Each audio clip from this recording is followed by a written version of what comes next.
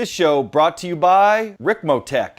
Are you considering a Thrustmaster product? If so, you should consider Ricmotech. They are an authorized Thrustmaster dealer. They take support to the next level and offer optional firmware updates, product testing, and support, all free of charge, and will ship worldwide. Check them out at ricmotech.com. John and Darren's office chairs provided by GT Omega Racing. You can check them out at gtomegaracing.com. Welcome to This Week Inside Sim Racing, January 25th, 2017 edition. I'm John Sable, and joining me in the ever-revolving second chair, Billy Strange. I've managed to make it stationary for at least a few weeks now, so. Yeah, you've done pretty good at that. I've been trying. Made sure Darren can't get downstairs. That's a kicking out the crutch. So, Yep. Yes, while Darren is still on the mend from the broken leg, and we'll see if he shows up here in chat. Billy Strange back again. Oh man, chat's smaller than I would like it to be. This is, when you just have to adjust things every week. That's a little better. We'll go with that. So, as Billy's coughing, we are off to an excellent start to the week. Cool show. Got some pretty interesting news items, and then we'll do a little bit of recapping. I made it too big. I'm covering up the sponsors. Fired. Way to go. Then we'll do a little bit of recapping of the iRacing Daytona 24 that happened this weekend. It was an eventful weekend. I was going to say, I watched part of it, off and on. Pretty entertaining. Did you watch the parts with me cursing or the parts with someone else cursing? I may or may not be able to answer that. Oh, yeah. Yeah, I was like, I know John's streaming this race, but I'm just pissed off right now. So we'll get to those reasons. It wasn't all bad. It's just, oh man, that race, it gets intense. That's tough. Yes. It's a long time to keep your composure. It is exactly. So so with that said, I think we should just go ahead and roll on into the news. Oh, we do have a poll question this week, unlike last week, and that can be clicked up here in the top corner on the little eye, and but we will get to that a little bit later. But first up, we have some rFactor 2 news with a new blog that came out last week that talked about a bunch of stuff, including the game going over to DX11, as you see in these images here, which I don't know. In my opinion, Billy, I think these look pretty good. What do you think? They look good. Okay, you're right. Good is probably the proper wording. I think the main thing we're seeing is that the HDR part of it. Yeah, I do see that. I do see that. It's fascinating. The first time I ever heard of HDR was back when that was like a mod for rFactor 1, or everything became about HDR, and now like we're seeing it in TVs and kind of cropping up all over the place. Now again, years later, but yeah. So they are working on getting over to DX11. It sounds like next month they are starting a beta program that will work on transitioning to DX11 and making that doable for all you modders out there. So have that. And then also on the graphics side, they have a new UI. So what do you think about this? Actually, it looks pretty good. It'll be interesting to see how easy it is to use. But I mean, aesthetically, it's better than what it is now, I think. Yeah, no, I agree. I think it does look pretty nice. Yeah, it is a big improvement. One thing I'm a little worried about though is it is an HTML5 based, which I know like in Assetto Corsa, like once in a while that UI kind of freaks out being HTML5. So hopefully they don't have that issue. Yeah.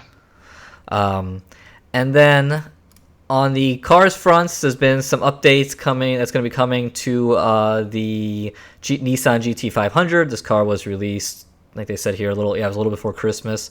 So that's getting some further what was I say? Some little things that are going to be improved on with that. And yeah, then they don't really specifically call anything out, but I was actually going to do a video on this. It's I'll wait. Yeah, and then here's some images of NOLA, Motorsports Park in New Orleans. That's why it's NOLA. And this is going to be coming out, I think they're shooting for end of February. And, we talk all the time about, I know we talked last week about with RaceRoom, it's cool when you do get unique tracks. And I do remember this track from the 1 year, IndyCar race there kind of unsuccessfully in 2015. Yes. It was a bit of it was a swamp, literally. And, but I think the track layout wasn't too bad. So I'm kind of interested in seeing this track arriving. Yeah.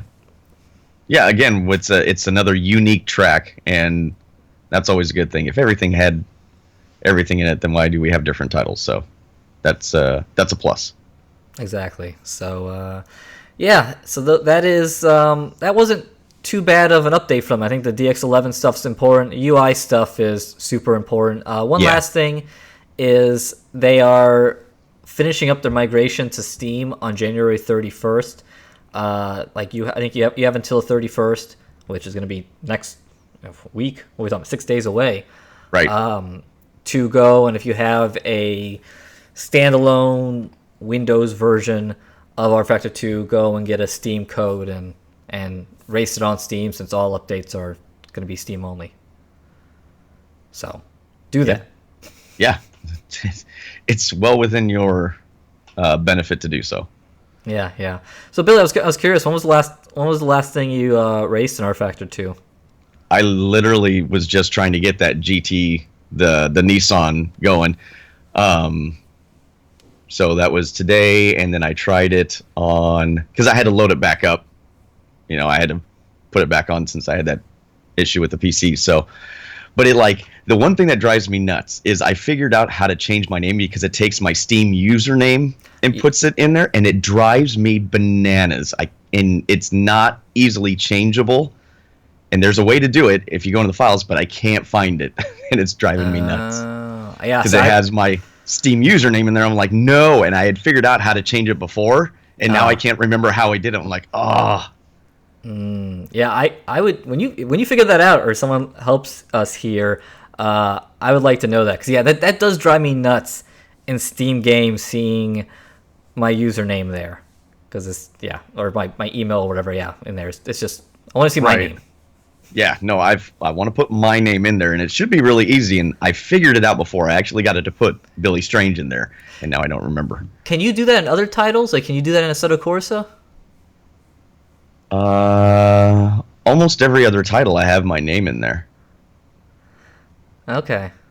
Interesting. I gotta look into that. I'm trying to think of... There is an area where you can do that. It's something I just haven't really looked into, but I'll go and I'll race, and at the end of the race I'll see I have my name JR Sable 3918 if you want to stalk me on Steam.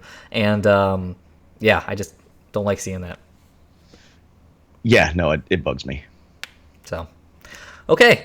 Learn stuff. So that is updates coming to rFactor 2, and there we go. Just change your Steam username. I guess I gotta do that too. That works. On to the next story, and Billy, we're gonna tread lightly on this story. Right. The story is, last week iRacing put out a new image of the late model here on dirt, which is exciting. Not too much different from the previous images that we saw, and that's cool. And then Tyler Hudson, who is one of the past peak NASCAR antifreeze iRacing championship champions, is now on board working in the customer service department, which is actually really neat. I think that's very clever. So he put out this little write-up last week talking about driving the car and how much he's just, enjoying it and the differences. The track change is a lot visually, grip-wise, all that moisture, all that kind of good stuff. What Where do you want to go from here, Billy? Well, in his from, I am in there. Like they did put me in there to test, and that's mainly because of my sprint car background. And they've got a boatload of other people doing this. I can say that what he's stating here is pretty on the money from what I've played. They are really, I don't know how these guys sleep, because I know once I got in and then really started talking with them, I mean, they are changing stuff left and right based on our feedback. And it's small. I don't know how they sleep, though. Like, the amount that they keep messing with stuff and taking feedback and all this stuff, I knew it was difficult before. I am impressed by how difficult this is. But it's good. I mean, I'm not a representative, so I'm not going to say really any more than this. But we can't say, it's still in alpha testing, and yeah, as part of alpha testing, you can't really talk about it. But no, but I can tell you that all I can say is I've been doing it every day, and I have now I'm in constant PMs and emails. I've been going back and forth. I'm one of a handful of guys that are really entrenched now, trying to get things working correctly, and all I can say is they're really working hard, and they want to make sure that everybody has a really good experience with this. And I can just echo what he's saying here. It's impressive to see the changes in the track and the implementation they've put in with the dirt cars. Yeah. No. I wish I could say more. I really want to say more, but I'm not going to, because I don't want to say something I'm not supposed to. Yeah. I will say, and I really honestly haven't done much driving, and we'll get to that in a little later. But I've been reading the feedback that Billy's been giving, and I can't wait for us to be allowed to release some videos and Billy to do videos, because his feedback's been just awesome to read about how dirt and track changes, and I can't wait for him to explain all that in videos, and it's going to be really interesting and really informative, and it's going to be a lot of fun. So there's no pressure now. No, there's all the pressure. No, this is right. You're gonna hit it out of the ballpark. This is gonna be awesome, because I don't, with you having that real world background, that is just something that is always being craved in sim racing for all of us who don't. It's always how close is this? How close is this? Let us know, right. And now, like you said, not only you, there's been some, I've seen some big name dirt guy names pop up, working on these cars, and this is going to be very cool. I can't wait when we can release content. Yeah, I think the biggest thing that the hurdle that you're going to have is people don't understand these cars that have never driven them before, or have no association with the dirt stuff. So there's going to be a learning curve in trying to. I know that they're trying to figure out a way to kind of help those people that aren't familiar with the cars, because it is not like driving an asphalt car. You do not drive these things like an asphalt car. So I was helping people that were in the alpha, that were used to road racing and stuff like that, and they're like, I don't understand how you guys do this. And all of a sudden I go, well, you need to do this, and do this while you're driving, and all of a sudden you can see the light bulb just click on. They're like, this is awesome. So that's my hope. Yeah. No, that's gonna be fun. Yes, and that instruction's gonna be important. I still need that instruction for the little bit I did. I was like, oh, this is so different. But yeah, so hopefully we'll be able to have videos coming out in the near future, because it looks awesome. Okay, let's keep roll. Oh, I saw a question. Caden Bidden asked, how often do you guys get a race, not worry about making vids? That was this weekend, which is why I don't have any videos to show you. Yep, that was part of it. This was one of the rare times where literally from Thursday till probably yesterday through the day, I did nothing but that. I mean, I went to work, and then this is what I did. So. Yep. Yeah. Okay, since Scotch and the Rocks is asking, when are we not talking about iRacing? Let's move on to a hardware story that came out that Mark grabbed, I believe, over the weekend. It's actually a really neat story, and essentially, and I put up, we'll get some images here, but I just want to let you know this is on the website, and there's links there for more information. So you want to know more information on that, you can go ahead.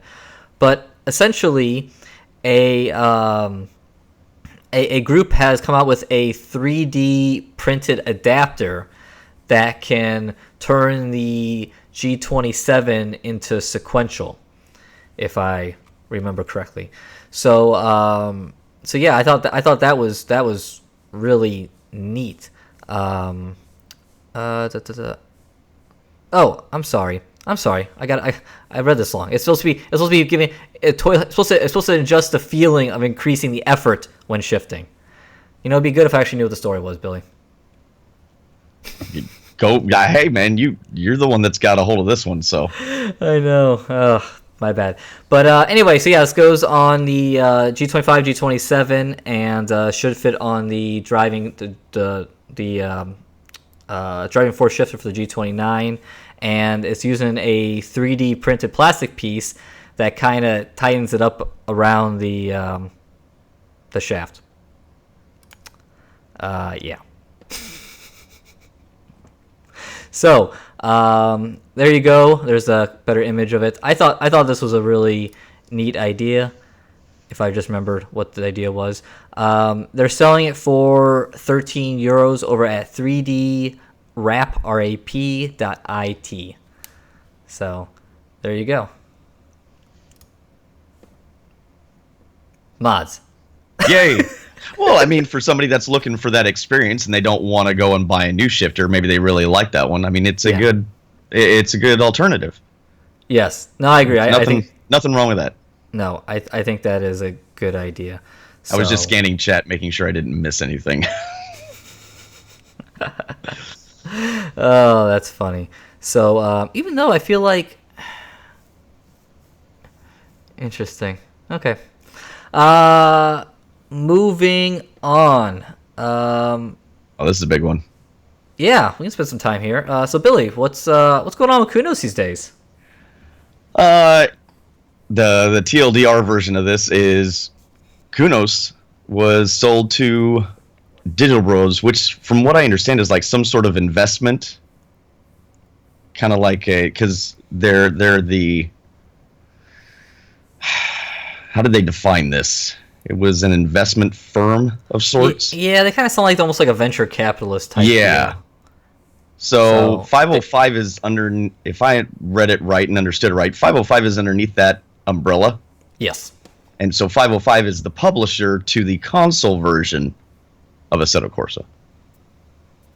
Yes. Did I get that right? Okay, good. Correct. That is the connection. 505 released Assetto Corsa on the consoles. Yes. And then after that, some people thought it was really good. Maybe they'll get some more funding and be able to either expand upon this product or start the next iteration of Assetto or whatever their next project is and really have some money behind it to put more of the features that they wanted into it. And other people were like, sometimes in these venture capital things, they end up closing the studio just so that they can hold the rights to the name. And Marco goes on to clarify that really, to the end user, nothing's going to change. Yes. I think that's what I got out of that whole thing. He goes into a little bit of detail, not much, but just says really if nobody had ever made this announcement, they had to because of what was happening with the purchase. But if nobody had ever let that out, you would never know the difference. Yes. Yeah. You have to by law let it know. Some of the figures are kind of fun. The price of acquisition was 4.3 million euros. Essentially, half was paid in straight cash. Half of that cash amount is paid now, 1.375 million, and another 1.375 million is due within 1 year of the date of execution, whenever that was. And then the other half, essentially a $2.753 million value, or million euro value, I mean, was issued in 150,000 shares of Digital Bros. That was somewhere around like 10 euros a share or something. So I think some interesting takeaways here. First, I want to say I think it's cool that the investors and folks who have started Kunos got paid. Yeah, because these are businesses. They need to make money, and you have to have that operating income. Yeah, and they've made they've put a lot of hard work into it, and they have gone and I assume been rewarded here. 100% sale, by the way. And then two, with half of it being in stocks, they are still clearly very invested in Assetto Corsa and whatever, Assetto Corsa 2, whatever's next. Right. Yep. And that's not, that is, and also it kind of keeps them safe that, Digital Bros won't come in and just, say clean house of the Kunos team, most likely. Because you're a little tied together there when it starts talking about stocks. Yeah. Of course, anything can be done, but that seems to be what I would take away from that. I think it's pretty interesting, and I saw a lot of people freaking out about this because, like we talked about last week, I think with the iRacing VAT thing, change or anything change. But yeah, I think for now, I don't really. Maybe things will change in the future direction. There'll be more cooks in the kitchen in terms of decision making. But it's probably gonna be more or less along the same lines, and maybe with more funding. Yeah, there's a trade-off. The bigger it gets, and when you have a parent company, they have a say. So I think that's some of the scare. And not to keep going on about this too long, but what do you think about the amount that they sold the company for? Is it surprising? Is it not as much as you thought? Is it like right on the head? I think it's about right. I feel like they released some sales numbers recently. Oh, how many copies? I feel like I saw something like Assetto Corsa had sold 1 million copies. I saw some. I don't remember the number, but I saw somebody had posted about sales numbers. And part of the valuation is, it's past history, current stuff, and then it's future forecast. So with those type of sales numbers and the amount of revenues developed from that, I feel like this looks about right. Yeah. Your thoughts? I would say I'm kind of. I'm actually surprised. It's not surprised. I thought it would have been a little lower because it's tough to tell, especially with the PC audience and stuff. There's so many sales, and and part of that is projected too. Like what you're selling this, so when I've either purchased or bought a business before, it's the projected sale of what could be. You're buying the name, you're buying any debt that the company has, all that. So good for them. Yeah, no, it's that's cool, and I wonder if this is. I know they said in one of the recent blogs for Assetto Corsa that they're moving locations, they're getting a bigger office where people can come in and check out the game and blah blah blah. And I wonder if maybe some of the catalyst for that is this deal, because obviously these things take a while to be worked on and only announced because they have to by law. But this is cool, and hopefully these companies have enough of a hands-off approach where they let the Kunos team do what they need to do, and some venture capitalists do, some don't. It's all kind of all over the place. So we will see. Yes, that's the main thing, is we don't know. We just have to wait and see what happens. Exactly. So that was that news, which is pretty fascinating. And then next up was some pretty interesting comments from Franz Tost, the Toro Rosso principal. Billy, you want to read off some of these comments and give your thoughts about them? Yeah, he just goes on to tell Autosport that he thinks that they need to improve the show itself as far as F1 is concerned, and there's got to be some way to bring in the young people. And so his idea is kind of, I think somewhere, I don't see it here, but I thought he said it was spawned kind of by the rFactor 2 Formula E. Yes.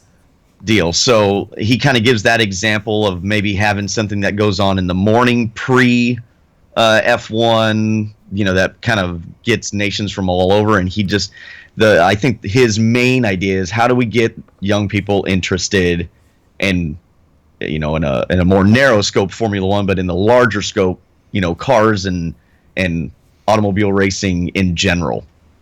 And his idea is, let's tap into that with using video games, essentially. Yes. It's an interesting idea, and not one that I'm disagreeing with, but I would like to put a pin in that and then kind of go to the left and say, I think most people that get interested in a driving game, like, just don't pick it up for half an hour or buy one copy and then never touch another racing game or a simulator again, are already motorsport fans. So it would be interesting to see if it could bring new. I'm not saying it can't. I'm saying that what would be, if you're not into a car, right, and you see a Assetto Corsa and the Ferrari on that box on the shelf, right, but you play video games already, and you walk in there, what about that? If you have no idea what that car is, what about that? But if you're a car person that is a casual gamer that walks into a video game store and knows about Ferrari, and all of a sudden you walk by and you see a Assetto Corsa with a Ferrari on the front, ooh, what's this? Because you're a car person. So I'm not saying there's no case where somebody isn't an automotive fan and then they picked up something. I mean, I think Gran Turismo, did that back in the day. I think it really spawned a lot of interest in the automotive area, because I don't think your spectrum was as broad. The AAA games and the simulators out there, and not just racing and simulators, but games in general of AAA status, Turismo was one of the best-selling ones there was at the time. Like, people I knew that didn't have that had that game. So I think that at that time period spawned cars, but I think now we've got a much broader base, and it's more difficult. Not saying it doesn't happen, I just think it's more difficult. It is. I mean, because when Gran Turismo came out, it was all intents and purposes the only show in town, and we're definitely a lot more fragmented, and fragmenting gaming also in general is just so many different titles out there. Yeah, back in those days, Gran Turismo was grabbing casual racing fans, but it is different now, and it does feel like it's a smaller pot. But I mean, I do. It would be, I don't think they should not do it. I think they should try it to see if it works, because it can. Yes. It has the possibility of working. So I'm not poo-pooing the idea.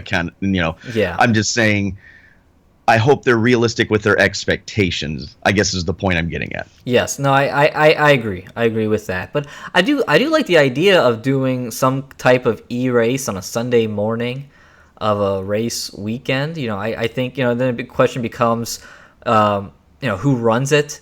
Do you have people qualify and they run like a whole, travel them around the world to go and do these races? Do you only have people from that country or region? It'd be fascinating to see how that would go.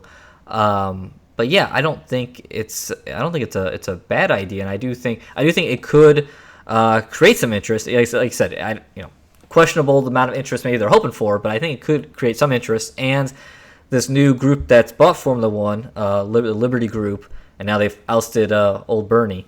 They seem to have interest in getting a lot more modern with their digital footprint, which Formula One has certainly not done. So Right. yeah, I could see, I could see some upside here, and maybe this could gain some legs if maybe enough higher ups gain interest in this. Yeah, I like I said, I don't think it's a bad idea, and I've just kind of glanced at the chat, and I see a few motorsport fan because I started with video games or sim racing, and that's fantastic. That's the idea, right? That's what manufacturers want. I just think, when did you do that? Did that happen, in the last year, 2, 3 years, or did it happen 10 years ago? The landscape was different. Yes. It happened 15, 20 years ago. That the landscape was different back then than it is now.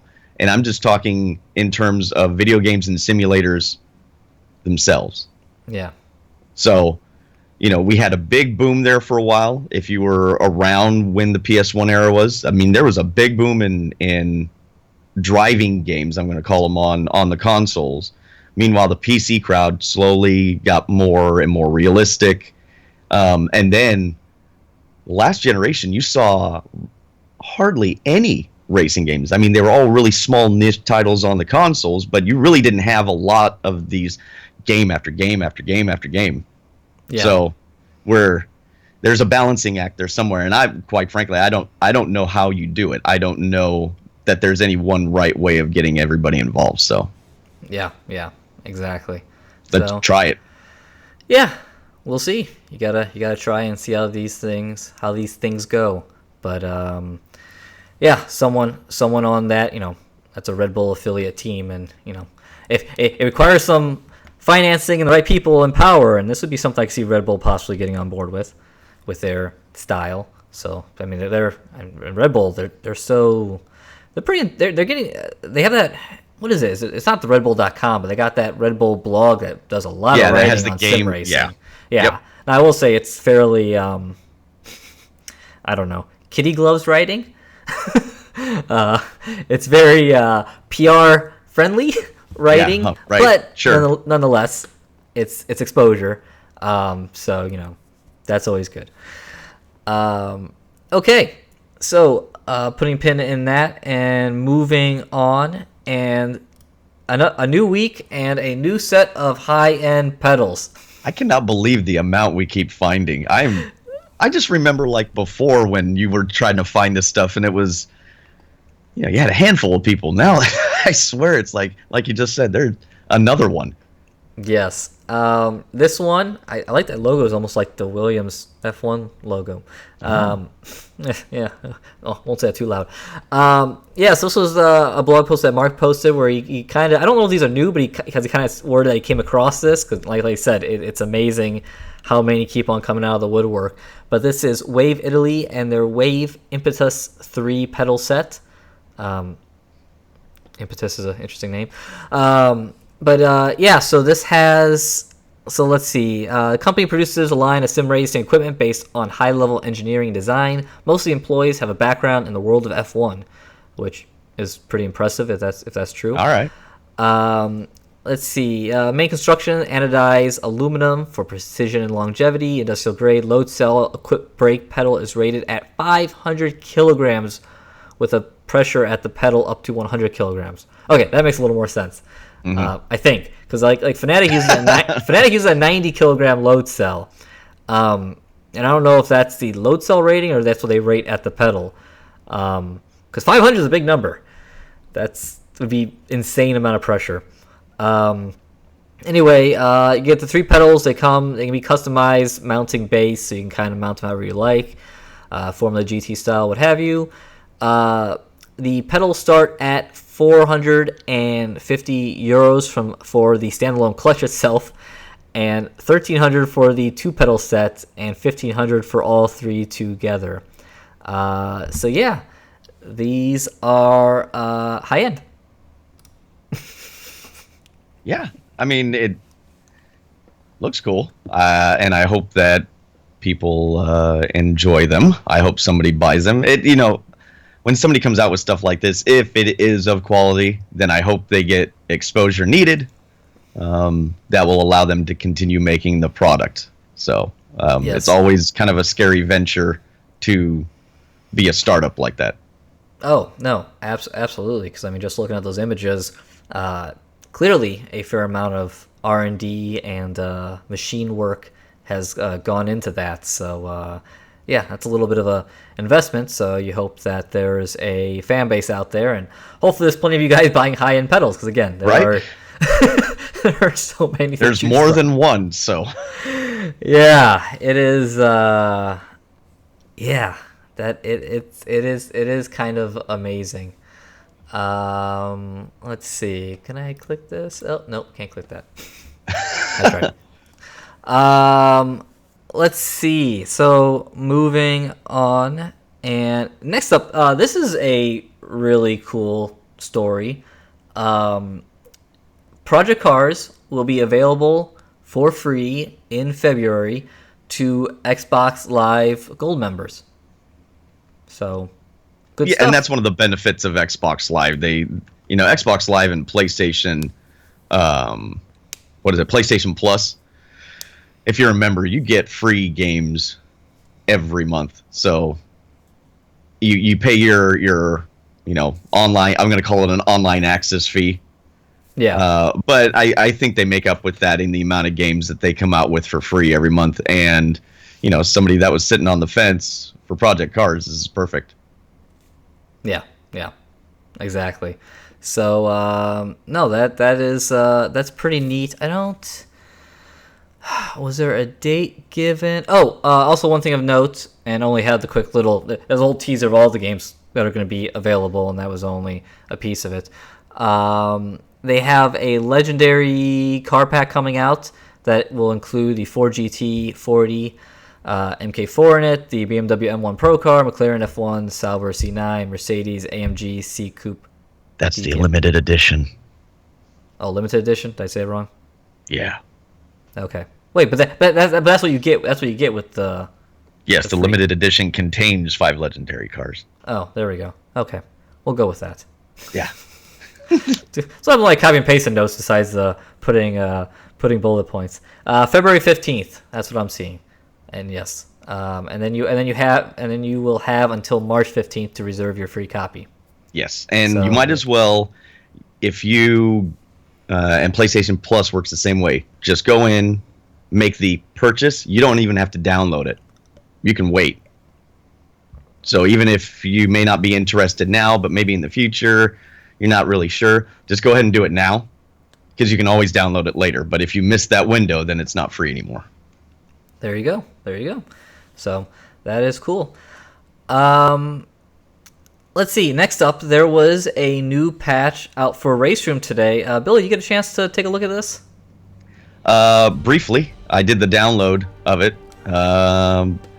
We've got some new, looks like 2 new tracks. You can see the Silverstone there, and then Stowe. What interested me was the AI stress factor. They have manual pit stops, VR support. They're making sure you understand it's the first pass, so like their first attempt. So take that into consideration. Yes, those are like the stress factor for the AI was just you could push them into making a mistake now, and then it also talked about when they're racing side by side, they're going to utilize a different percentage in braking to kind of help facilitate side by side racing.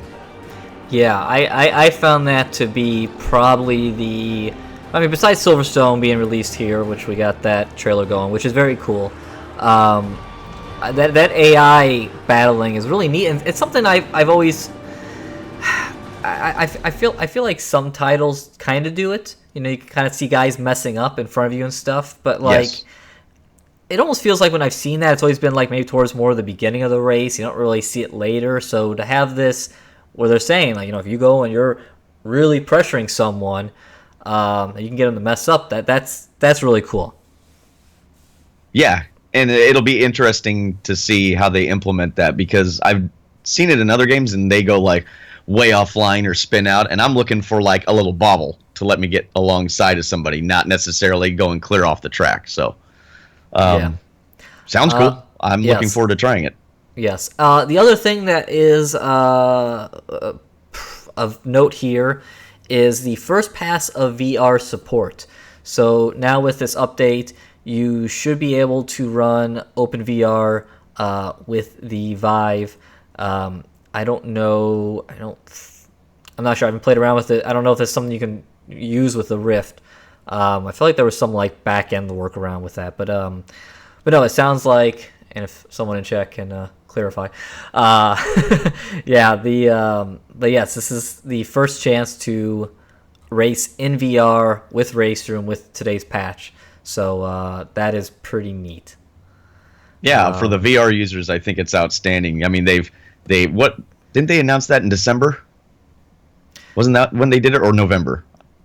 Like November, December is when they announced that if VR was coming. Yeah, so I mean that's pretty good. Not a long lead time from when they announced it, which is smart. So I'm curious, you guys that get to run in VR, if you have a chance, maybe within the next week or two, let us know. Let us know how it is. Let us know what it's like. I would be curious to see or hear at least. Yes, and the update is allegedly out. I got it already. Yeah, it's like exactly. 2.4 or 2.8 gigs or something, I think. Okay, that's not too bad. Something else here that's cool is now you can do manual pit stops and get real. So RaceRoom up to this point has always been the game takes over when you hit pit road. Annoying for a sim. So now in Get Real, the hardest level, simulated level, you can. And they also, if I read that right, you can practice too. Like if you do, where is it? I thought that's what it said. I thought that's what I was reading, that you could practice, like if you went to a practice mode or something.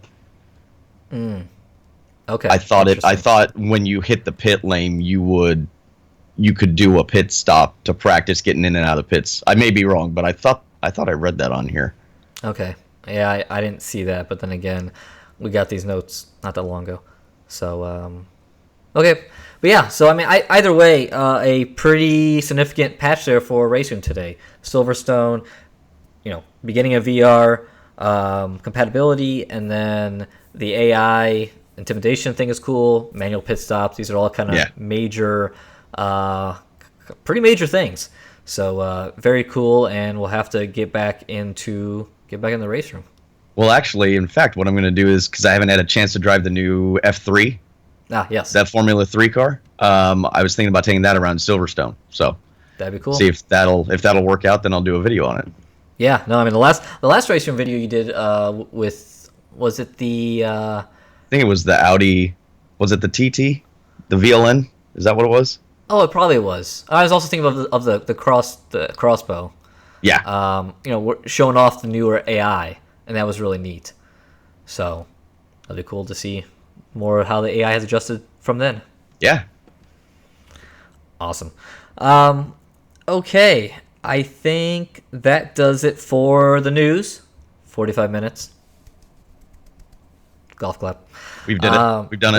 We did it. We did something. We did something. we did something.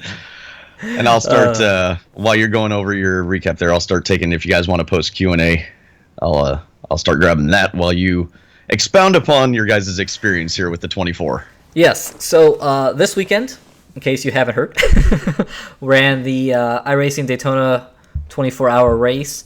Well, let me see. Let me back up here. For your normal podcast listeners, this will go well for you because I don't have any video to show you because this is how my computer looks like today.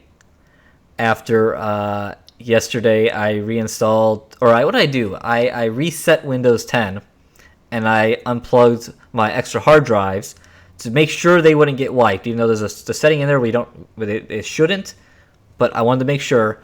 So I pulled them out.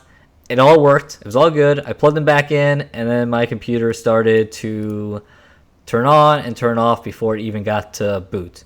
Ruh-roh. So normally that indicates a power supply. So I hope it's that because I bought a new one. Even though it's kind of odd for a power supply to fail at that point. I'm worried it's other things. But the power supply is 6 years old and has seen a ton of hours under stress. So hopefully that's it. Hey. That is the... Don't get me... Okay, that is not Well, you saw there. Let's go back to this picture. Okay, this is ridiculous. This is ridiculous. This is the backside of the panel. This is on the backside of the CPU where you shove all the wires. So don't give me this BS that it's messy. The other side looks great with the graphics card and everything. It looks fine. This is where you hide your mess. Come on. And also, by the way, one of the issues that I'm fixing with the new power supply is it's modular, so I don't have all these extra wires I'm having to hide. So, I don't want to hear it, chat. That's funny. That's where you hide the wires. Everything else looks great. Right. Oh, okay. This is John. Okay, so, but yeah, so I don't have any footage to show you, and unfortunately, John Ulmer was on Team 1 running with me and Scott Holmes, and we had Billy Smith the second in there, and we were all John was live streaming the race, and we shared that on our Facebook and Twitter so you could watch. And I guess John says the video says it's still processing, which is odd because it had the last 2 hours up there after the race was over. But anyway, so I don't have any video to show you at the moment. So into the race, we ran 2 teams. We have ISR TV 1 and 2. Let me jump here and show you how Team 2 did. And here they are. So Atanis, Tom, Julian, and Jack. Say it. So as Julian. Come on, say it. As Julian Roscoe. That's pretty close. That was pretty close. Julian said you actually. That's the first time I've ever heard you like almost roll the R. Oh, that's impressive. Julian sent me an email before with one of the little YouTube clips of how to pronounce his last name. Roscoe. See, that's it. Listen to Billy. He's got that down. Anyway, I shot Tom an email this morning, and because I didn't know how these guys had done, and they were in the 5th split, I believe, and ended up finishing 10th. And I guess that was a pretty eventful race. I guess Jack got sick with some pneumonia. So Jack, I hope you're doing better. So Jack wasn't able to run too many laps. And for a while there, Tom and Julian had to do a lot of heavy lifting. Or Tom and Atanas, I can't remember which way it went. But yeah, they were able to go and manage a 10th place finish without too many, it sounds like, major incidents. I think they did get booted once, and we'll get into that in a minute. Dope. But yeah, so 10th place for 5th split isn't too shabby. I don't remember how many splits there were, but there was like 700 teams participating. And I think most splits had 57 teams per race. So if someone wants to do the math, you can let me know how many splits that was. But a lot of teams were involved. So we were in the 3rd split. We started 2nd. Billy was in the car, not revolving seat Billy. Billy Smith was in the car, and we took the lead, I think, on lap 1 or 2. And then I think about lap 2 or 3, we spun out coming out of the bus stop.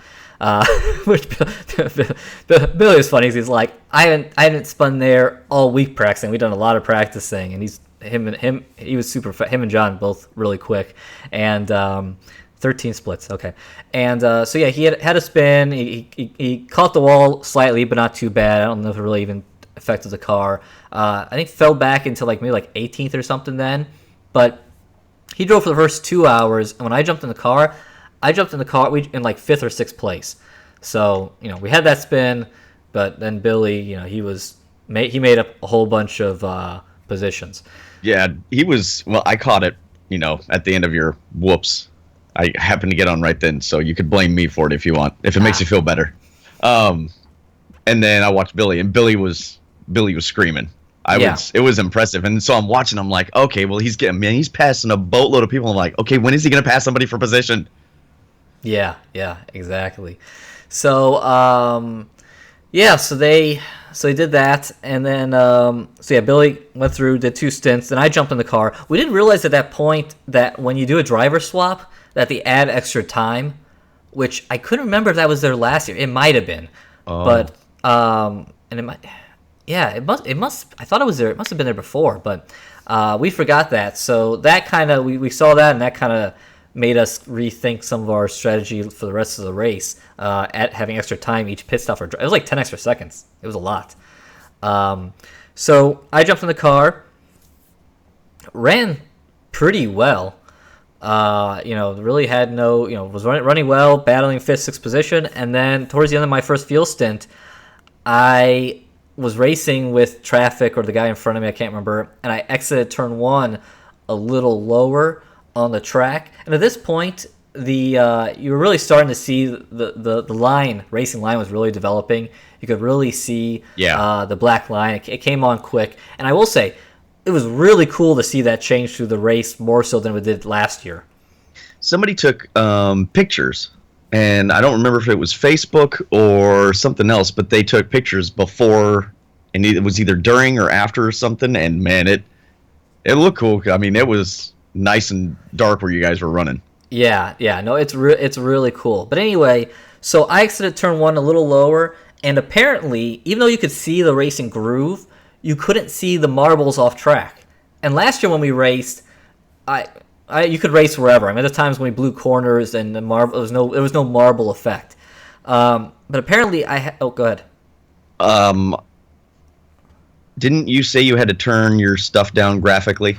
I did turn some stuff down, but I still had the track and the marbles going. Or at least the what's it called? Well, I know they had been messing with that because it definitely takes a hit to the system having that out there. Yeah. So I don't, maybe with the downgraded, because of the night and stuff like that. I know you said you were struggling a little bit. Yeah. I was just curious if that may be why you didn't see it. Maybe, I wonder that. I wasn't sure. Maybe that's the case, but I did have to turn some things down. I was running in triples. I wasn't running the Rift. I haven't had the. I thought about it, but I just didn't have enough time to get the Rift going and get a fan going and it being on my face for a triple stint.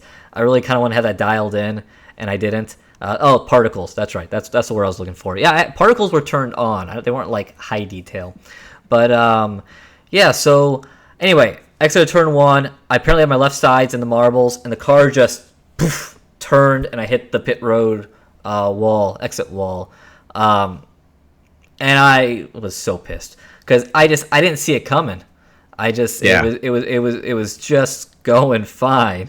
I will attest. I was, I wasn't going to be able to run it, but I was burning practice laps of my own just so I had a frame of reference what you guys were trying to do, and it can step out on you. Once it steps out on you, you're almost done. Yeah, it was gone, and it was later in the run when the tire is lighter. So yeah, it just stepped out and hit the wall. Hit it. Steering wheel was like this. So then I had to drive it all the way back, which I almost lost it multiple times. I started speeding up down the backstretch, and then I recalled Le Mans where we got taken out by a car crab walking down the Mulsanne Straight that turned out. It was damaged. Turned out in front of Darren, and we were done. And I was like, okay, I'm not going to do that. So I slowed down and I blew through the bus stop, got up high in 3 and 4, and Billy helped get me down the pit road, find an exit. And nice. I sat in there for 5 minutes of repair, and amazingly, the car was fixed after, and we were so lucky. Apparently, we didn't get any suspension damage, because you get suspension damage, you sit in there for like probably 15-20 minutes, a lot longer. So came out like 21st, finished my second stint. I disappeared for a while, and then by the time I got back into the car in the afternoon, we had worked our way up, I feel like, towards the top 10, 12th or so. I will say that's when Scott jumped in there, and he ran a triple stint, which we really needed because the rest of us were all away from computers. John was working. Billy had to go pick up a go-kart engine or something that going on. I had to go to a play.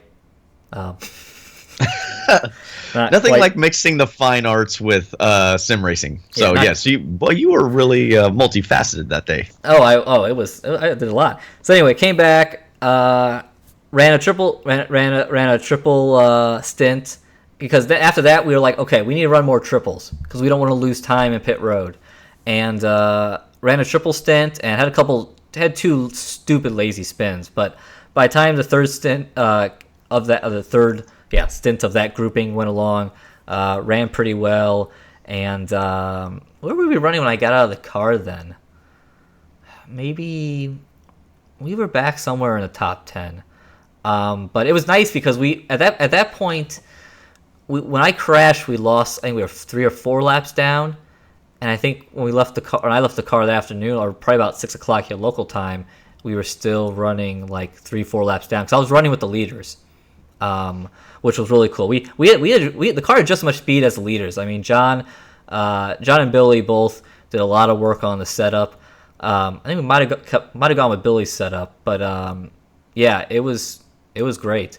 So we ran with the leaders and car felt awesome, and then from there I went to a party. So I was gone for hours, and that time, and eventually, Scott was saying we were 8th or so then, and then eventually John got off work, and pretty much through the night, John and Billy did some serious work, and they got us up. I came back at like 5 a.m. local time. I got home at like 3. It was a late night. Yeah, animal. Yeah, it was. So got back. I didn't drink too much. I had to drive and drive a roll car, then drive back home, or possibly jump in the car. And so came back at like 5, and we were up until like 4th place, and then we took over 3rd place. At the 2nd place, like wrecked their car coming out of the bus stop. So we had gone from like being a whole 4 laps down to you 21st. Guys were clear back in like 25th, 26th by time Billy got out of the pits. Okay, yeah, and then we got up to 3rd, which was awesome. I will say we when I left, we were like 3-4 laps down. I came back and we were 7, so we did get booted from the server, which it sounds like a fair amount of people sometime during the race got booted, which I guess I'll touch on that right now. I mean, that does suck. I mean, there's no, I go and I see so many arguments over it. People saying like, I don't know, people like, this is awful, terrible. And then people are like, well, iRacing's trying. And I mean, I kind of fall in the middle. I mean, it's a both thing. I mean, clearly iRacing is working on making these events more stable. And I have no doubt they're trying to do, I assume they're trying to do everything they can. But, I understand people are mad. Like, I kind of find it ridiculous when people are like, don't be mad. It's like, well, people put a lot of work into this. So that's kind of like when we started both teams, we started practicing like 3 weeks in advance, and I was kind of like, let's not put too much time into this, guys. You can always go in turn 1 and get taken out. Right. And you just spent a lot of time on something that didn't last very long. So yeah, and John's saying the top 3 guys didn't get booted. We were the highest finishing guys with a connection issue. So yeah, but Billy, this is the peril with being connected in an online environment, right? You get the benefits of having it be more realistic because you're running against other human people, and so that's a big draw for everybody. But then you run the risk of it's distracting me. You can go ahead and big old green bar on there. Yes, yeah. Thank you, Soki Pool Cover 123. Cool yes, name. Thank you very much. Donated $20. Thank you very much, sir. That's very, very nice. Yes. That sounded a little facetious. I wasn't being facetious. I was being sincere. So anyway, I think you have to take it with a little bit of grain of salt because there is no absolute way to keep that from happening. No. But you can be disappointed. I mean, yeah. You don't want that to happen. Like you just said, you guys put some serious work into it. I know that's part of my issue with doing these online races is that if I'm going to get serious about it, like I have no control over that part. And to me, it's different than racing in the real world. I mean, I've gone in and flipped my balls off in qualifying and my car's junk for the rest of the night, and you worked on it. You worked on it anywhere from 40 to 80 hours that week while you're still working a full-time job. So I understand all that. So I can relate. But that's just my own personal take on it. And I can understand you're paying for a service. That service should work. Yeah. So, yeah, I agree. I mean, that's kind of where I'm at. So, yeah, we got booted, and unfortunately here, so we got to third place. I came back at like 5, and I was like, guys, I slated myself to finish the race because it was with John and Billy being in Texas. That it was going to end like 7 a.m. local time, then being up all night. So I slated myself in to jump in the car at the end, but I was I got home at like 3 something, and then I fell asleep, and I luckily woke up at 5. I was like, oh crap, and ran to the computer to go see what was going on, and it was like, I was kind of like, okay, I can jump in, but you guys are a little quicker. If you wanna go, you can go. And they're John's like, I'm pumped. I'm like, okay, I'm gonna go lay down because I'm really tired. And then I lay down, and I woke up at 9:30 local time, and the race ended at 8:30. So I'm not surprised. And also, as you hear me, I haven't been of the best health here recently. So yeah, but anyway, unfortunately, because there was a clip that I had to get caught up on the race that was on John's channel the last 2 hours, and in the last 2 hours, essentially, we're running third, and we got ran off the road by a GT car going down in the turn. I guess it's 6 or 7. It's a turn leading back on the NASCAR turn 1, the left-hander. Some GT car. Oh man, I love the argument, I guess you can say, that we had with their team, and apparently, according to this driver, a GT car can outbreak a prototype, and yeah. Okay. So a GT car, an Audi came blowing into there, was in the grass on the curb, and it spooked another Audi that went up and got into us, and then we went into the tire barrier right there.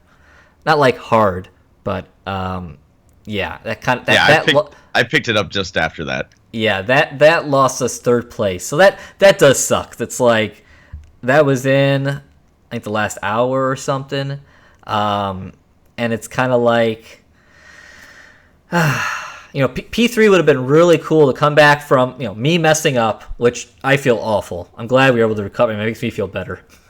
I got out of the car, and of course Angela's home, and she's hearing me just cursing like crazy, and I'm like, "Are you okay in there?" You're like, "No, just leave me alone." Yeah, she knows. It's kind of like, I'm like, I hope we either make this up, or maybe everyone else crashes. It makes me feel better. I know, I don't want that, but it would make me feel slightly better. But of course, the teammates are rock stars, so we did it. So we didn't. Let me go ahead and after all that rambling, and like I said, I apologize, I don't have any video to show you. This was our final results, and as you see, Billy and John did some really heavy lifting. Me and Scott got off a little easier, but yeah, fast laps there. Those, that 38.7 by Billy is pretty damn stout. Also 38.7 by John. I got to run a 39.4 apparently somewhere. There was so much traffic in this race, the entire race. I mean, well, that was the amazing part. Like I said, when I picked it up after your boo-boo, and then Billy got in the car, he was almost always in traffic, and he was making moves that I was like, oh boy, ooh, you barely made it. Okay, well, that was good. I mean, he wasn't waiting for anybody. It was impressive. Yeah. Oh, and Scott said apparently we got some sort of pit glitch as well. But yeah, so I mean, it's again, it is cool that we are the highest finishing car of people who got booted. Like I said, I mean, if we didn't get booted based off our pace and based off of me keeping up with the leaders, now I guess depends what driver was in there. But I mean, I was running pretty much 40 flats for the most part with traffic, and I know John and Billy were running more than 39s. We probably only would have ended the race, 2-3 laps down without getting booted. But it is what it is. But it was another really cool event. I mean, these endurance races they're intense. And Daytona, because of the track, it's such a fun one. I think it's fun because you do get to kind of relax for a fair amount of the lap. But those parts where you aren't relaxing, and that car, as you drove with Billy, drive, even though the infield section's like 4 turns, and then you got the bus stop. But they're not easy turns to make. They're that's right. very odd shaped corners, and combined with the DP car, it's not an easy. That's why I said I mean I enjoyed watching, and thanks to Ulmer for putting it up. I enjoyed watching when I could, and watching all you guys run, not just Billy, but watching all you guys run. It was impressive to watch. You guys negotiate traffic and be able to basically hit your marks every lap. I mean, you've got to give a little latitude because it's you got so many different cars around you, and you're trying to look 2-3 cars ahead to make sure you're not gonna catch somebody when they're spinning out or in the wrong line or whatever. So it was cool. Yeah, no, that infield section gets so stacked up with cars, and it is so tight, and it's not like even in the Daytona prototype, it doesn't have the best brakes. So even though a prototype can outbrake a GT3 car, it's not a huge difference. We got to get on the brakes pretty early. So yeah, I mean it was a lot of traffic. 57 cars, not a ton of attrition, and overall a pretty good feel. I was surprised. Yeah, I was surprised there wasn't more people dropping off. No, there wasn't. And like I said, overall, even though we had that GT3 move was bonehead, there's moves here and there. I didn't have too many really what WTF moments out there for considering a 24-hour race. So I feel like overall, and that's why I like we had John qualify the car, and Billy started it with he has a higher I rating. Like my I rating is like 2,000, which I'm not the best, but I don't think it reflects. I think I'm better driver than my I rating reflects. And being in a higher split, I feel like is more enjoyable because more beyond just better driver. I mean faster drivers and more competition wise, people are cleaner. So that was nice to get in the third split after we did the whole Le Mans thing where I jumped in the car and then it went off my I rating and I didn't turn a qualifying lap and I started 24th or whatever in the 7th split of only prototype cars. So that's not as much fun. It's fun having the mixed classes in there. Yeah. So yeah, that was the long-winded iRacing 24 Hours of Daytona recap, and we'll have to go and do more endurance races during the year. But yeah, Daytona's the other ones is always kind of I hope to make it, but yeah, Daytona's definitely, even though I had a super busy Saturday, and then part of the reason why I got sleep because I had a busy Sunday that turned out for not. I don't know, Billy, did you see my Facebook post? So on Sunday, part of the reason why I went to sleep because Sunday I had tickets to go see Kings of Leon up in Detroit, which is 3.5 hours away. So I wanted to get some sleep because I was always going to get back at home at 3 a.m. that night. So I left here slept a little longer. I left here about 3 to get up there for the show, and I get up to the show about 6:30 and pull around. And the parking attendant says the show's canceled. The drummer has pneumonia. So I drove 3.5 hours to be told that the show's canceled and it's rescheduled in March on a Thursday night that I might not be able to make. And I have third row tickets. Urgh. So that was still a very long day. I did 7 hours of driving across middle of who cares Ohio / Michigan for nothing. So life sometimes. That wasn't for nothing. I mean, you have to put miles on your car. Oh yeah. Yeah, and hit all the potholes up in Detroit.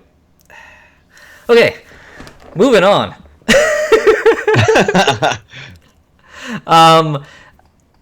We have a new show that's going to get announced very soon, and the show notes say Friday.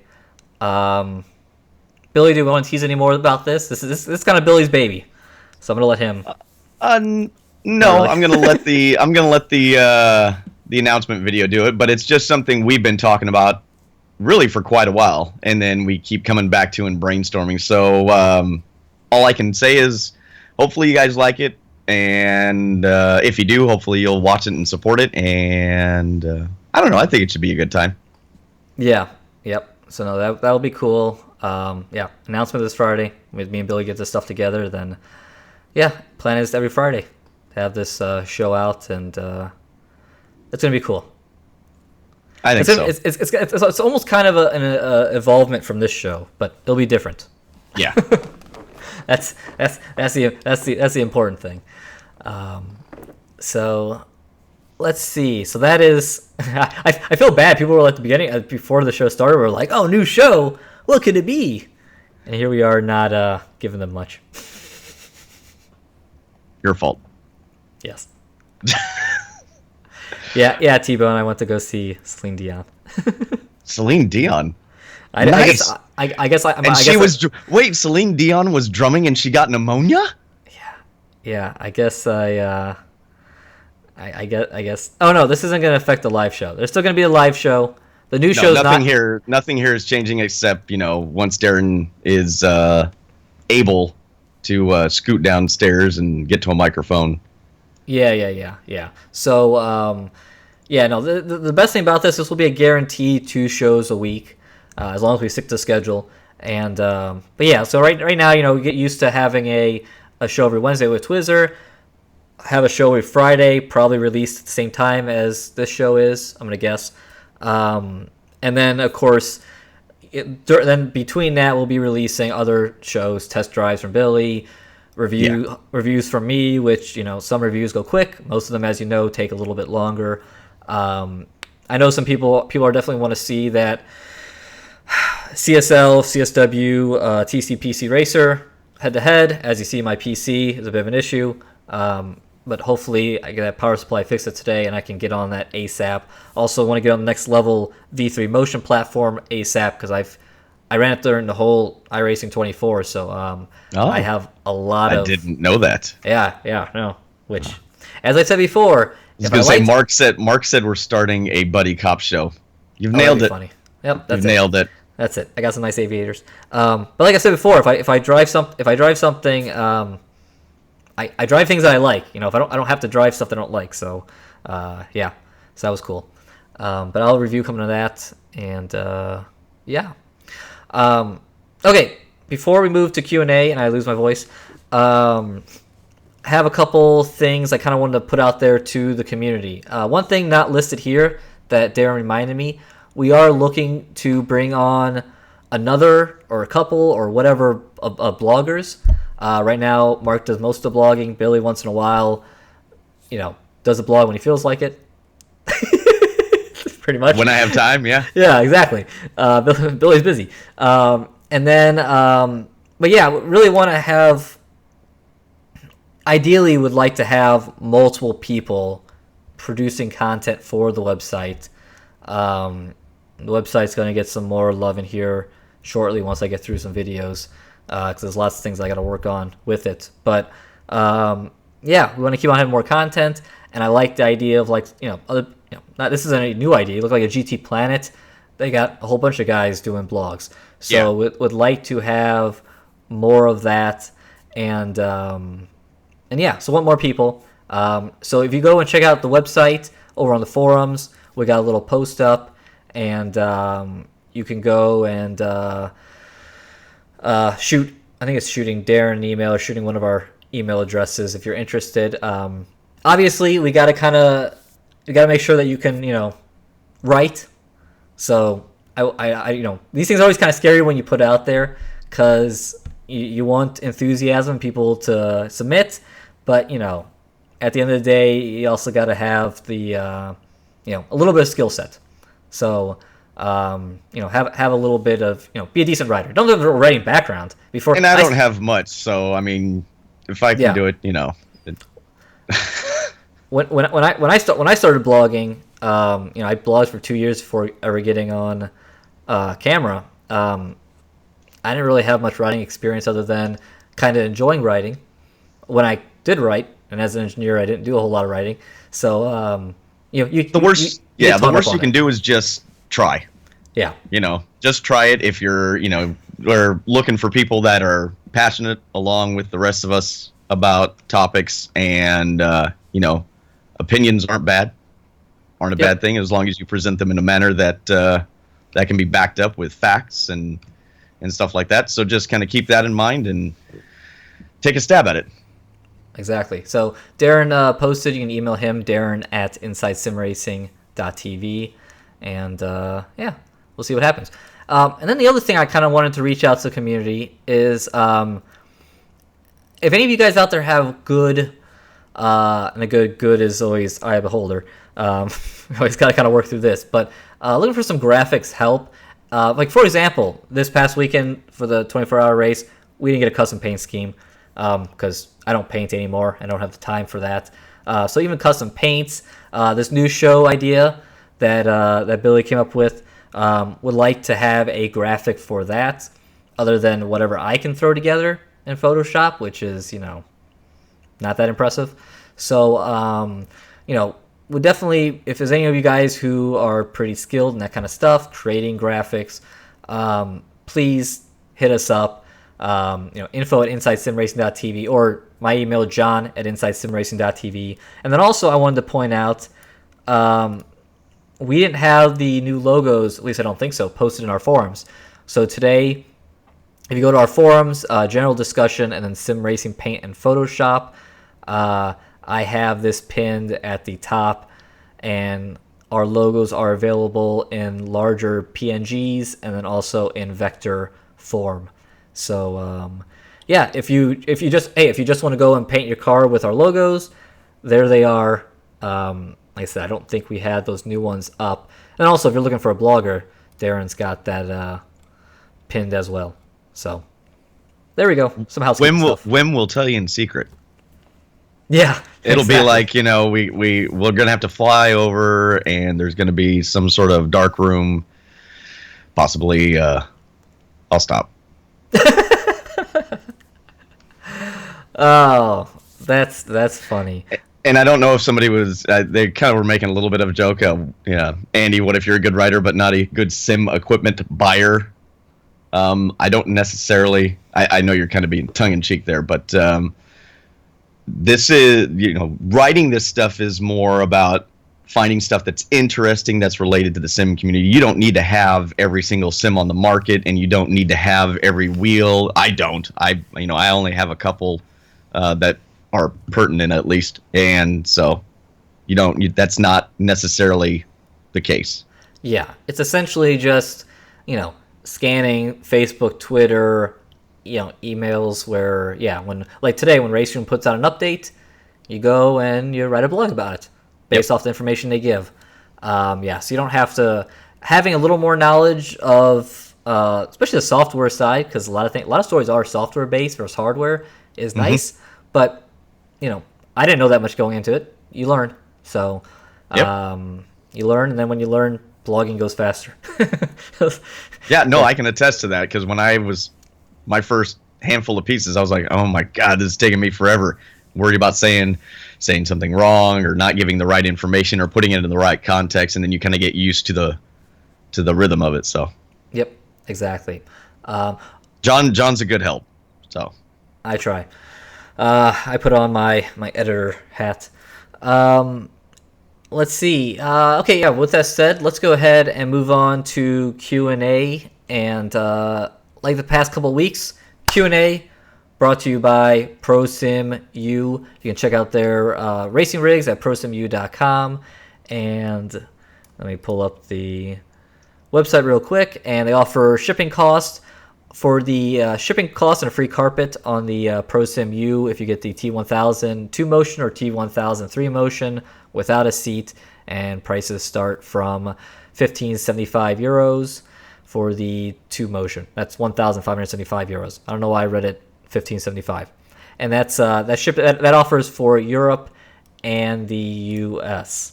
So I'm tired of talking, Billy. What do we got? Deadpool. Oh, damn it. John, is the TSPC racer worth it? Because I have pre-ordered mine. Are you looking for confirmation bias? I'm just teasing you. 80% of our questions are this type of, it is a bit of confirmation bias, I feel like. Right. I think it's a good wheel. So it's a good wheel. I like it. Like I said in the review, I think its price point is right on for what it is. And then we'll do the we'll do the comparison, and we'll see how that goes. I don't know how it's going to go yet. Physics nerd.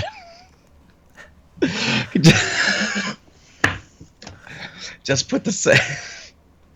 I hope you're being facetious. I hope you're playing with them. Otherwise, it's just an odd coincidence. Okay, Steve Baxter. Oh, for me again. John, if you only had one choice to use iRacing with the CV1 Rift or your ultra-wide triples, which would you keep? I don't know these days. I gotta get the CV1 back hooked up. I went and I had such a mess going with Mom with my PC. I had to get cleaned up. And also I was doing a bunch of videos of hardware where I liked when we do the hardware videos that you can see what I'm driving on screen. And really the only one that you can do that properly with VR is Assetto Corsa. I can at least have the center screen showing what I'm seeing, which I like that, and I wish all developers did that. Like iRacing does this like little slit that doesn't like show very much, and I was one to drive iRacing at the time. So I gotta get the CV1 back fired up, and I gotta get a fan going and do a few things and see if that can take over for the ultra wides. That super sampling, it's a lot closer than what it was. From my before super sampling, I would say I'd rather have ultra wides, but I need to spend more time super sampling. Perfect. Spatial asks, is there a way to make the FR3, so Formula Race Room 3, I believe he's referring to, yep, R3E, not shake the steering wheel in the game, not my actual wheel? I don't know. I'm going to test it out, and probably next week I can have an answer for you whether I'm in chat or actually on the show. Huh. So he's saying the virtual wheel. Yeah, interesting. You can always turn the wheel off. Oh. Yeah, I mean, I if it's there, if it's an option, then it shouldn't do something abnormal. So I'll play with it and see if I can get it to do it and not to do it. Yeah. Let's see. Tom Jones. Have John and Billy and Darren ever hung out together in real life, or you're all just internet friends? Follow on. Billy, when are you traveling to meet Darren and John in real life? Oh man. Well. Yeah, Billy, when are you coming out here? Buy a plane ticket. So I was kind of hoping we would be able to do that iRace for Life this year. Yeah. Because I was going to try and go. I had a really bad experience about 10 or 12 years ago on a flight, and it really scared the hell out of me. So I have not flown since then. So I was going to use that experience to kind of like get me back into the swing of trying to fly, because I'm better about it now, but for about 3 or 4 years after that, even thinking about flying, I would panic. Yeah. But I feel like I've kind of gotten to the point where I'm kind of over that. So. Sure. Or if you guys ever even get close, I'll drive. If you fly out here for something, I'll drive. Yeah, it'd be cool to all meet up somehow. Yeah, and unfortunately with iRace for Life not happening this year, kind of killed that. But Tom, you saw the whole show when I was at Darren's place, right? Because obviously me and Darren have met, but. Billy has just been an internet friend. And I'm just an internet buddy. Just through the screen. Okay, what's next? Brent's wondering if anyone's tried out the WRS Beta World Racing Series, and he's specifically interested in the dirt racing portion. I have. All I can tell you without divulging too much is wait. Unless you got money to burn, wait. Okay, I haven't tried it. Billy, you got some follow-up questions. First, where do you live? I'm out in Northern California. Street address. And then people want to hear elaborate on your bad plane trip. Was this just turbulence? It was a multitude of things. So I had I was in San Diego for a conference for work. And you're there for like 4 days. And I was a sales rep. I had worked my way into being a sales rep. I don't know why the hell they let me do that, but I would work myself into being a sales rep. Well, I'm just not a typical salesperson. I never considered myself that way. I walked in, asked you if you needed anything, if you needed to know about a new product, I showed it to you. I wasn't like, so look at this great new gadget. I just wasn't like that. So anyway, did that conference, and on the last night, we went and we went to a bar, and I had wings. I don't drink, so that wasn't the issue. I had wings, and so the next morning, I felt awful. I felt horrible. And then getting on the plane and being anxious about there being a possible issue while being on the plane, right? And then all of a sudden, and I'm kind of like a little bit of a control freak. Like, I don't like roller coasters because I'm not in control of it. So I have to like give that up on a plane, which already gives me a little bit of anxiety to begin with. And so then we took off, right? And as we're going along, we're flying, and all of a sudden, they undid the seatbelt thing, and that always kind of makes me relax a little. And then all of a sudden the light goes ding and goes back on. I was like, what the blank is happening? Why'd the light go back on? What are we doing? And then all of a sudden the plane just goes ooh, boom, like that, and it just drops. And I was like, oh my. I'm freaking out inside, right? I'm not screaming. So it was my brother was next to me. He worked with the company, and another guy, Dwight. And they look at me. They're like, man, are you okay? I said, hell no, I'm not okay. And it was bad turbulence, and then I had like a guy in front of me that was like leaning back against me. And finally I actually got up, went to the bathroom, and stood in the stall the rest of the flight back to Northern California, back to Sacramento International, right? And as we're on the descent, the lady's like, bang, sir, you got to get out of there. I'm all, coming. and literally as the plane was descending, then I actually got out of the bathroom because I couldn't take anymore. Yeah. So it's my own issues that I had to resolve. Man, yeah, sounds like a combo of things. Oh yeah, so the whole thing wrapped together was just not a pleasant experience. Yeah, I've never minded flying, but I will say I almost thought I was gonna die flying down to go drive. Was I driving last year? The Crew, the Wild Run or whatever it was in San Francisco. That flight from Seattle to San Francisco, we whole plane drinks. Oh wow. Oh yeah, no. The guy next to me had red wine in his cup, and we both looked at each other because it was just like, we got a hit, and he went and he shoved it against the wall to not get it on me, and it went running down the wall. And afterwards, I'm like, thank you. And he's like, yep. I was like, I knew it was. That was like my only move because the plane was dropping. So that's yeah. Luckily, nobody was drinking because it's only like an hour and something flight, and most people were already pre-liquored by that point. So there was one guy to my right that was like just pounding. He had been pounding Heineken, so he's back there going, "Oh yeah, I got you." I'm just like, "Oh, dear God, please leave me alone." Oh man, funny stuff. Okay, I'm glad we heard that story. Now everyone knows. One less secret for the future. Right. Just what the show's going to be. Where are we? Let's see. Okay, yeah, the Brent, and then Racing 393. Q&A, have John or Billy or Darren ever been to the UK? I have not. No. I'd like to, though. I'd like to go there, Australia. There's like a handful of places that I'd really like to visit just to experience. Yeah, no, it'd be cool. So I don't think Darren's been there either. Let's see. Tom Jones, serious question. John, when were you going to move out to when you were gonna move out to Darren's house, what did your parents say? I don't know. What did they say? They're kind of like, okay.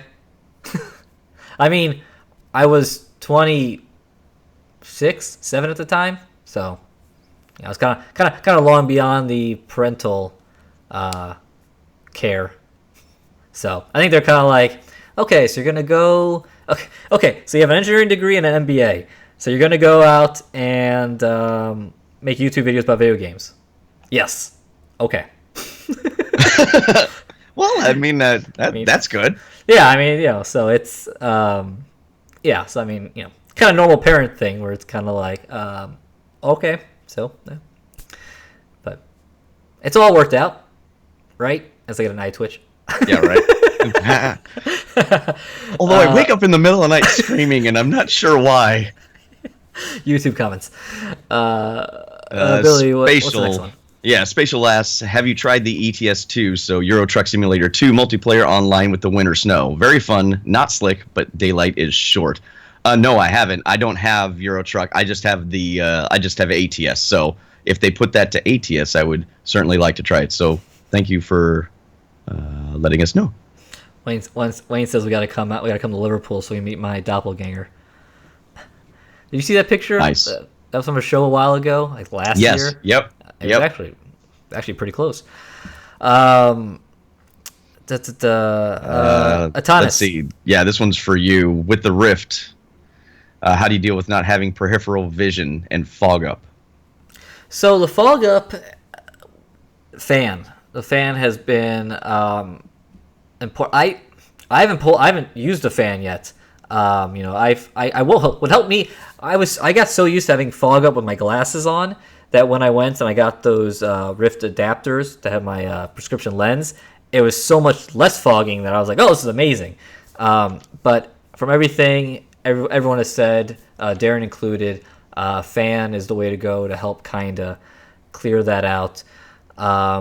In terms of the peripheral vision, it doesn't bother me as much. That was the first thing jumping in at E3 I talked about, and I was kind of like, I don't really care for like I was looking up through a periscope, Sure. But it really became such a non-issue that we didn't even mention it in the review. More peripheral vision would be nice for future iterations, and I'm sure that will be coming. But I really don't think it's an issue once I got enough use out of it. Let's see. D&D Racing. Have any one of you been invited to test dirt? And Yes. then Don't Be Rude says basically the same thing, except he's a little more specific about, are we going to do a dirt alpha test drive on iRacing? Only if they say it's okay, and by that time it's probably not alpha anymore. It'll probably be close to getting released if and when they let us do it. Yeah. No, I mean I've been told that we should be that we'll be getting access to it. Hopefully before. How far before release? That's always questionable. But yeah, we should have some early content. Yes, I certainly hope so. I really would like to share that. Yes, yeah, and hopefully it'd be awesome if it was sooner than later, which we've done in the past, and we just always have to do it with the asterisk and let everyone know that this is an early build. Things can change, but Yep. hell, sim racing in general now, things change. Yeah, get updated all the time. time. So Yeah. Let's see. Ali.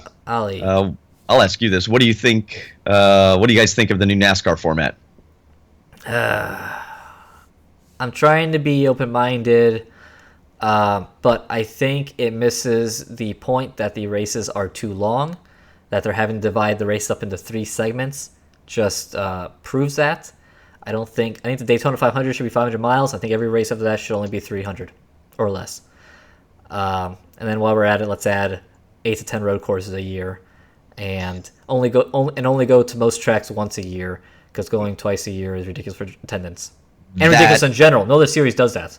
That is the thing now. I don't think they have the base to just keep revisiting tracks. I think they should, that spreads out your fan base, in my opinion. If you don't have the fan base to sell out 2 different dates in the year, then you should not be having 2 races. Let's get all that date in one and put it to a different market.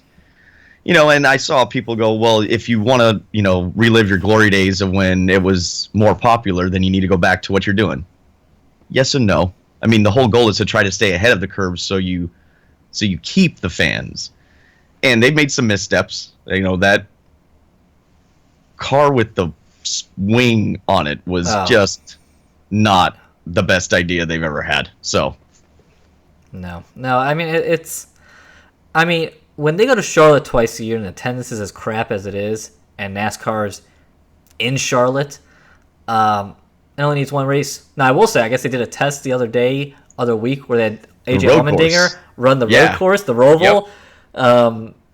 I'd be up for that. I don't know how that would look because they'd be going so fast in the NASCAR turn 3, and then having to run the road course section. Yeah, Might as well. but try it. Well, I think what you do is you set the car up for the oval, and then you put enough travel in it that you just don't sit on the splitter. It would unhook the cars in the oval enough that those guys would have to drive it. Yeah, it would be like the old school racing because you'd have to have the travel. Yeah, no, that'd be cool. So I hope they do that. But yeah, I don't know, the race format.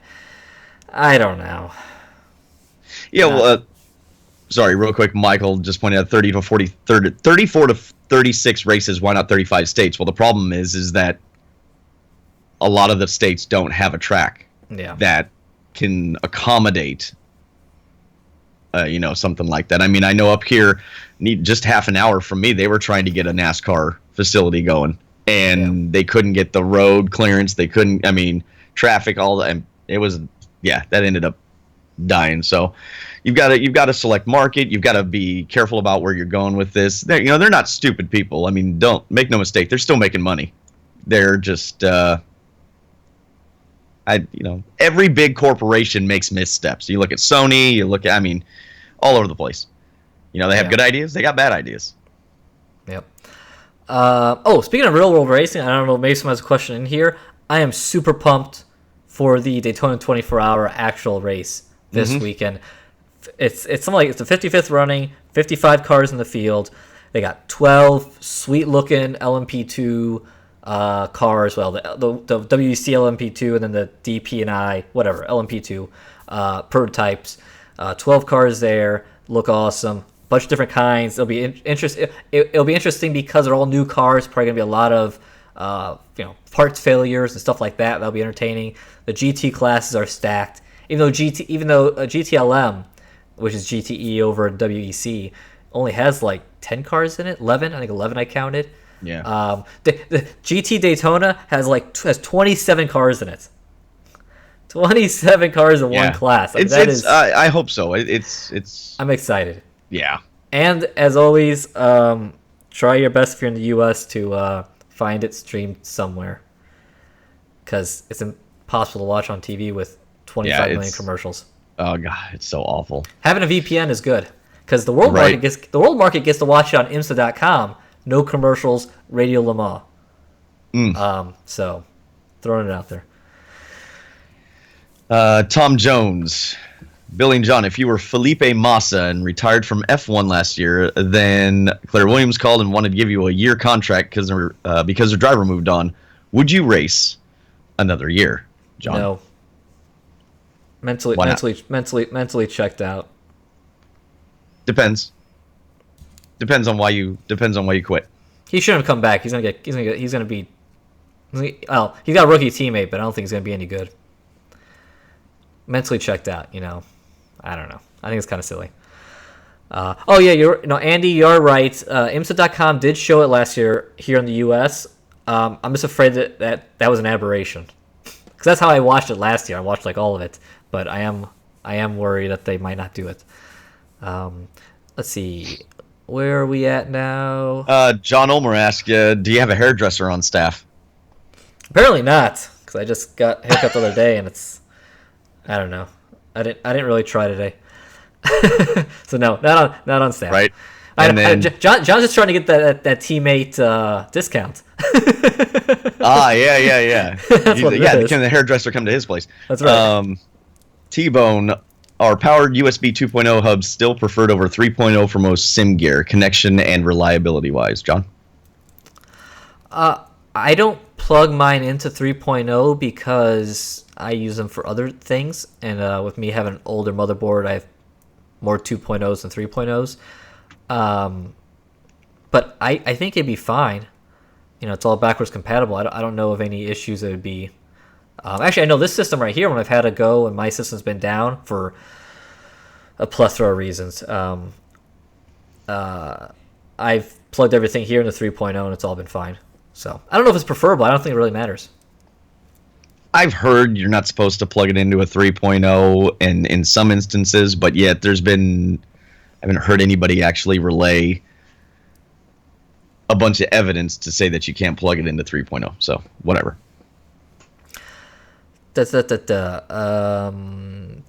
Alex RB, is there any Inside Sim Racing TV or plans to add it? I don't. What does that mean? I do not know.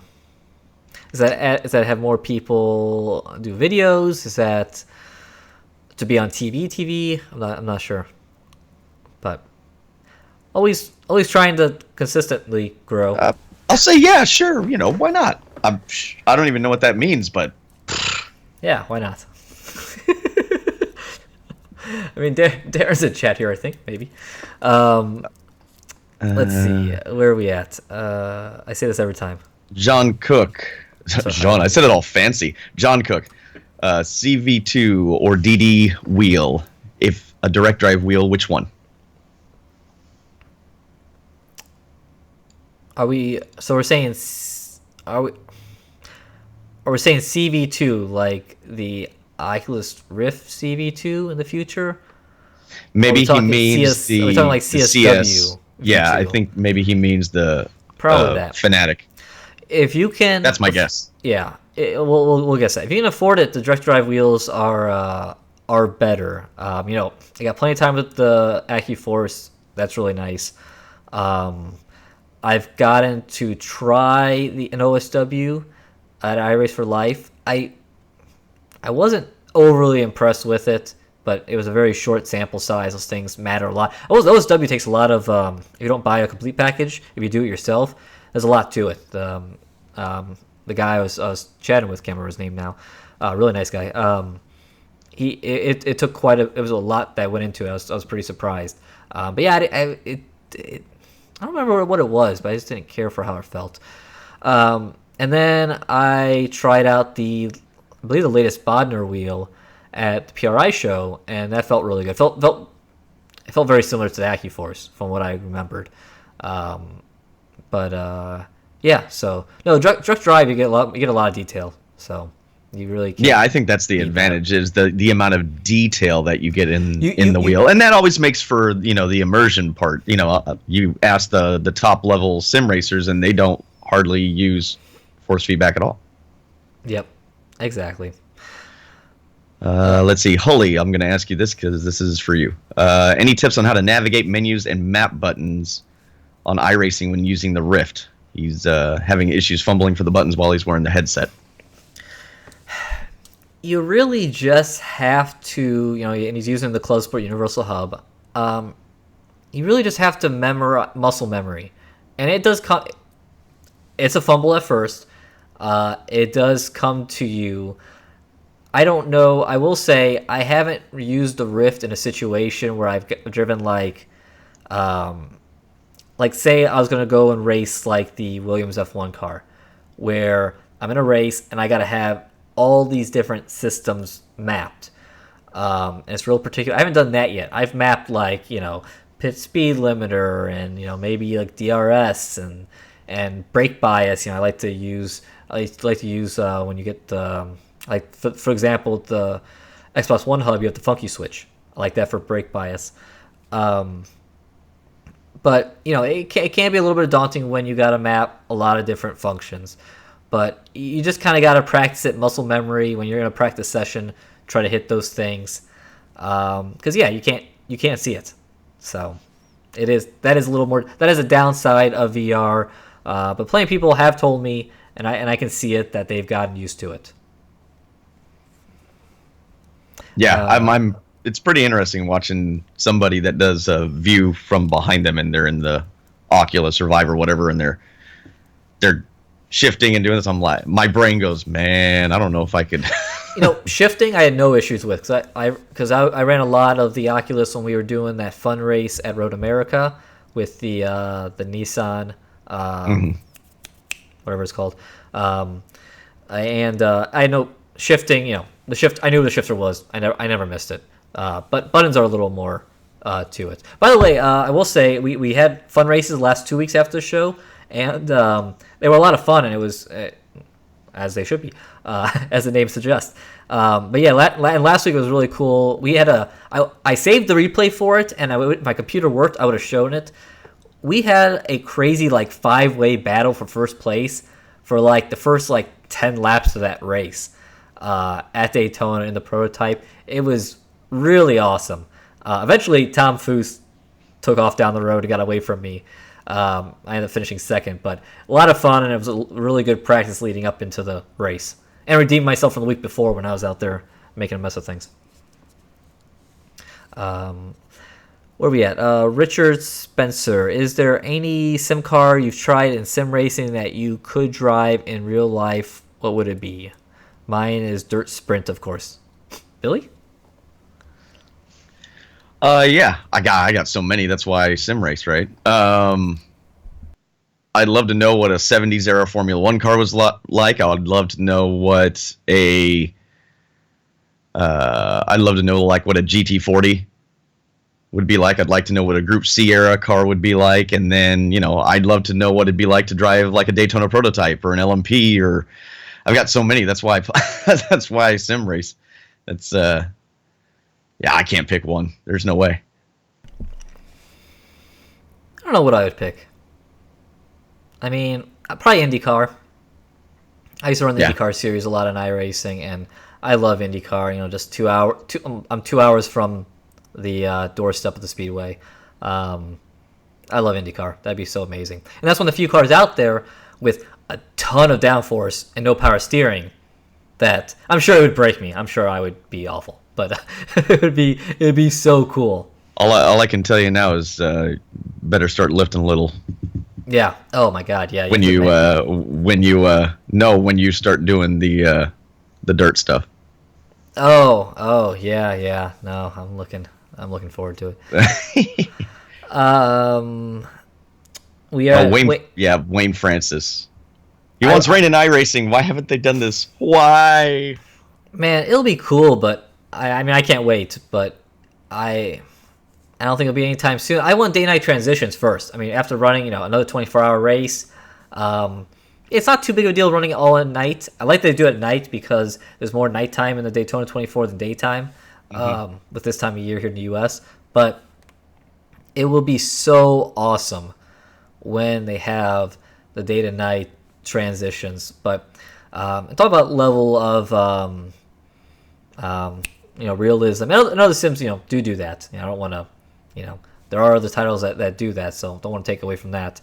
But I will say, I was pretty blown away by how the track changed during the 24-hour race. It is some changing last year, but that was new then, and in the year since, you can tell that it's become much more severe.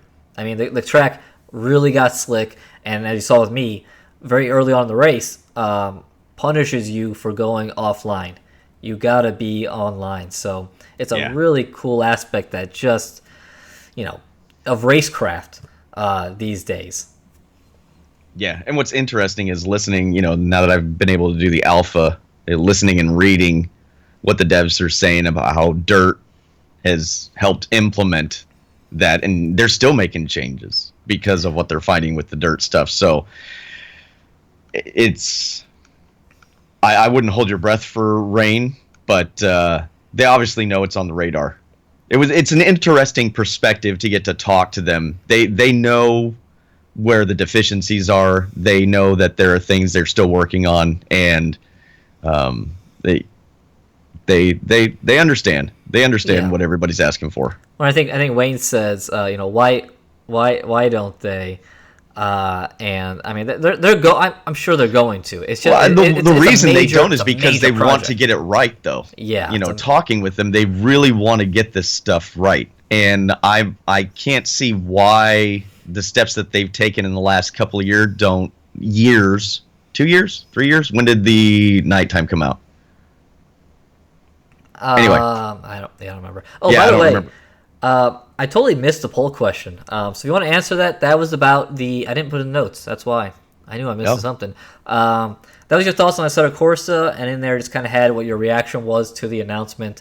Like I said, I saw a lot lot of severe, some people saying that doesn't change anything, and other people saying this changes everything. So that's what I'm asking for up in that poll question. So if you get a chance, please fill that out. We'll look at the results next week and see where all you guys are at. But I forgot to mention that. Yep. Want to take a couple more and. Yep. We'll take a couple more and get out of here. All right. Facer, thoughts on the CSL 2-pedal set? Do you see a way in using the 3-pedal clutch the pedal clutch as a brake and comparing it with the T3 PAs? I want to do that review of the 2-pedal set, and I just haven't gotten it. Oh, that's why. I was going to say I should just do it where I just leave the third pedal on there and do it, but you have to change out the box on the bottom of the pedals that they all plug into. They control the board essentially. So I'll have to do that sometime, but I'm kind of backed up on other videos. I think it'll be okay, but based off of you're just given a little bit of a rubber, a foam piece that it leans against to give a little bit of resistance. The foam piece isn't too hard to squish. I have a feeling that the 3-pedal set is the way better way to go, but considering it's like $70 for the 2-pedal set, it might be okay. But I'll have to get back to you on that. I don't know if it's going to have as much resistance as like the T3PA has with their conical brake mod. Because with that shape, that's really that durometer. It's not bad. It's not bad, and also when you squeeze it, it's harder. It's a pretty stiff piece of rubber. Yeah, it's pretty dense. Where this is just a foam piece on the Fanatic that it's got a little more squish to it. So I hope to answer that question, sometime down the line. Yep, and then final question. Hashtag soon. Yeah, hashtag soon. Everything is hashtag soon. Final question, Tom. Will Assetto Corsa for the console get all the same DLCs as the PC because the Porsche Pack 2 has just come out for the console and we are still waiting on number 3? I assume so. It just takes a lot longer on the console. Yes, unfortunately, they said it's going to come out. The problem, this is what I was curious about when they first announced it, is because it takes a longer process. It's not like putting it on Steam. You can just put it up and boom, it's out there. And if you need to fix it, there it goes. You can just do a quick update. Consoles are not like that. They have to go through a certification process. They only get released on certain days, and it costs you money. Every time a dev does a patch or anything, that costs them money from Microsoft or Sony. It's not a free deal, and there's a whole boatload to make sure you're not actually breaking the game when you implement the patch. There's been 2 patches now on the Xbox One that have been delayed when the PS4 got it because it did not pass certification, if I remember right. Correct. Yep, a little more of a process. So yeah, they'll eventually, by the time a set of courses being done developed, they should be caught up whenever that does end, because nothing ends anymore. Right. Right. Okay, but you know what's going to end? This show. Right now. God, I got to stop. I got to realize that I don't have that much space to work with. I'm trying to just big arms. I got to go back like you are. The only stupid reason I have to sit this far back is because the seat doesn't go underneath the desk. Oh. It stops, the armrest stop. That's funny. I would sit further back. I just don't know how that would sound with the mic. Of course, hopefully the volume sounded good this week. I didn't see any complaints, so we must be doing all right. Okay, but yeah, with that, that'll wrap up the show. Again, that was a fun show. A lot of good comments there in chat, and a lot of good questions today. So, thank you.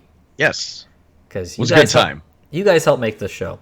So, we'll be Friday. We'll have a video announcing the new show once, hopefully, maybe I'll do it, and then. We'll have more videos and back next week with more Twizzer. That's right.